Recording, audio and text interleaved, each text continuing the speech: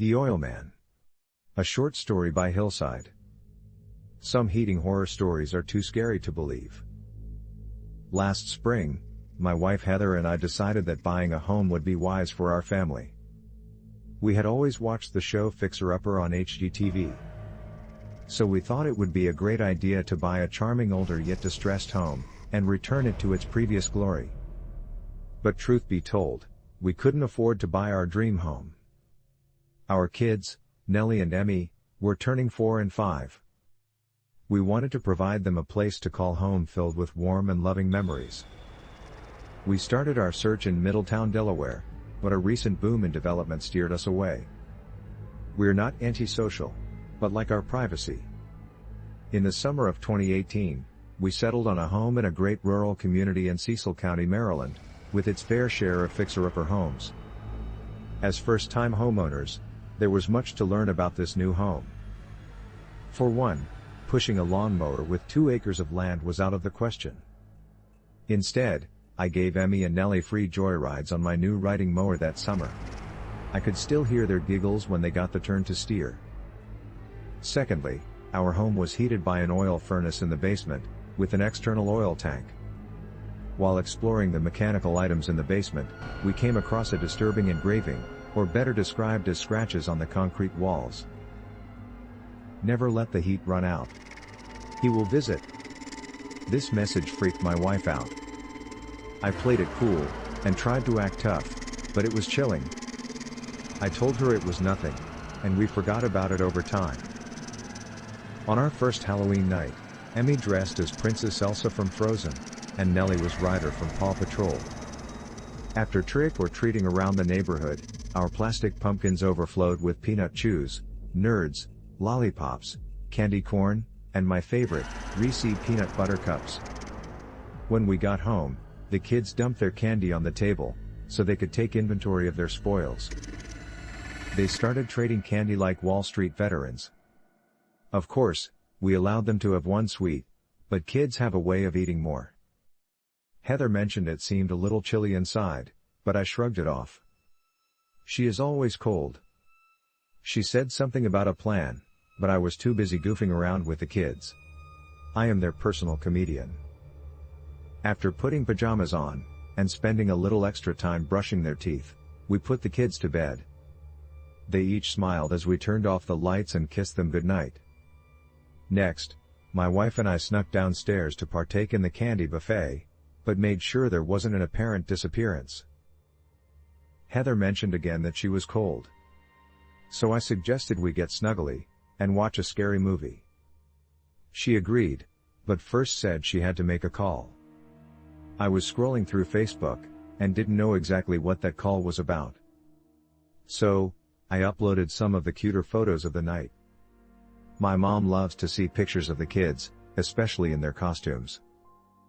About 15 minutes later, we were off to bed to watch some horror movie she wanted to see. Not sure why she loves them because she always shakes and bites her nails during most of it. She said she had to keep her phone on during the movie, because she was expecting a call back. I fell asleep early, leaving her alone to watch in fearful delight. Around 5:45 a.m., I was forcibly awakened by a shivering wife. She anxiously told me, "Wake up. We have no heat." After about a minute or two, I got my bearings. I immediately felt the cold on my feet when I stepped on the hardwood floors. I could even see my breath every time I exhaled. I rubbed my stiff hands together and asked myself, how could this be? I first checked the thermostat. It read 32 degrees Fahrenheit. I thought to myself, a cold front must have come overnight. The thermostat was not set to heat. That must be it. I changed the setting to heat, and expected the heater to fire up. No luck. Just then, a screeching howling sound echoed through the house. Heather whispered from the bed, "Did you hear that?" I replied, "Yes. It's nothing." "I am calling 911, Heather said in a panic. I snapped with annoyance. "Are you kidding me? I will go check it out." I could hear the screeches coming from the basement.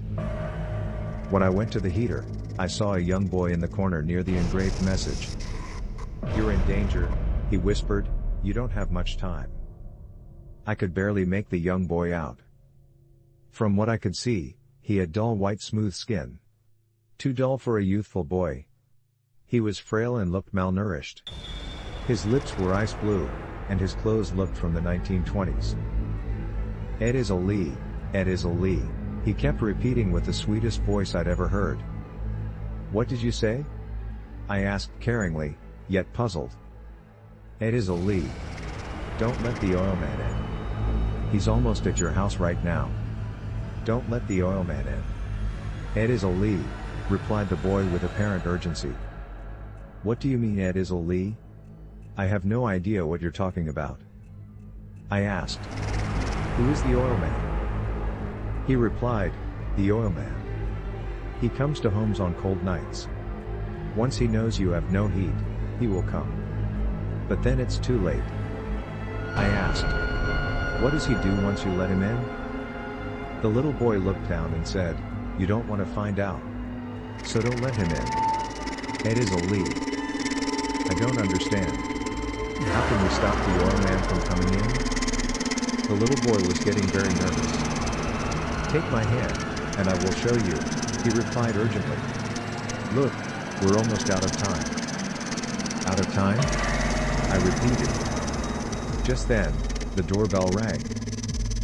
"My time is almost up. Whatever you do, don't let him in.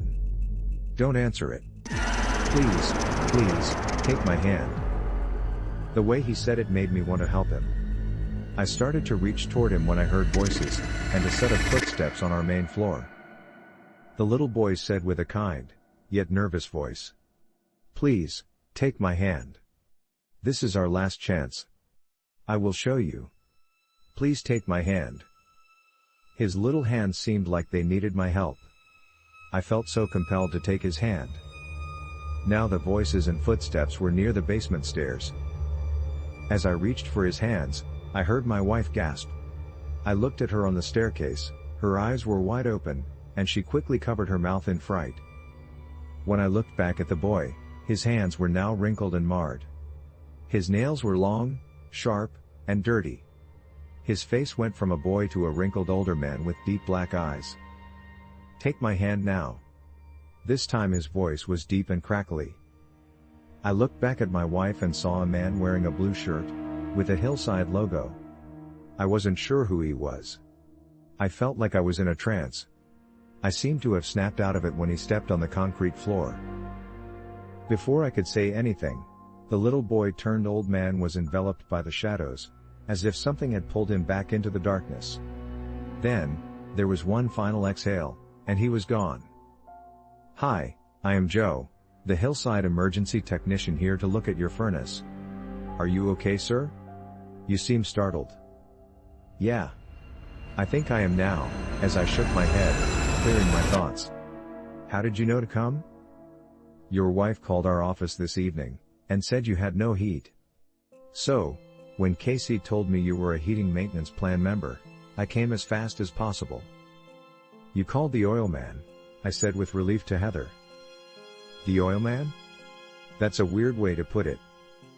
"Yes, in June, I googled heating and cooling company in Cecil County. Hillside kept showing up. So I visited their website. I trusted they could be our heating and cooling company because they had over 2,000 five-star reviews. So they tuned our AC this summer and I signed up for their heating maintenance plan. Remember?" I didn't recall that conversation. Instead, I wondered if she had told me during the game. "I knew it was too cold in here. Didn't you hear me when I said I would call Hillside? I talked with Casey, and she said our emergency HVAC technician would be here soon." "I am sorry. I don't remember that at all." I wasn't surprised, and neither was she. I pretend to hear her when she tells me stuff. She's always organized and, thankfully, always on top of things. Joe waited and patiently said, "Sir, let me get this furnace turned on for you and your family. You'll be warm in just a few minutes." After Joe left, the house was warm and cozy, just as he said. It turns out a fuse blew to the furnace, but we were low on heating oil. I told Heather what happened with the little boy in the basement.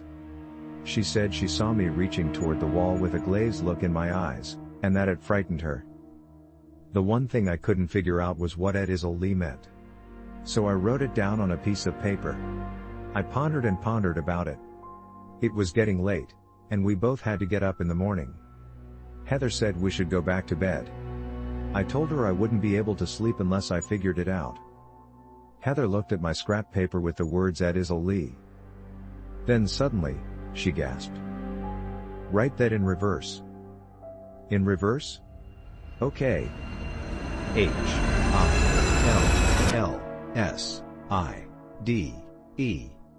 It spells Hillside. I dropped my pen to the floor.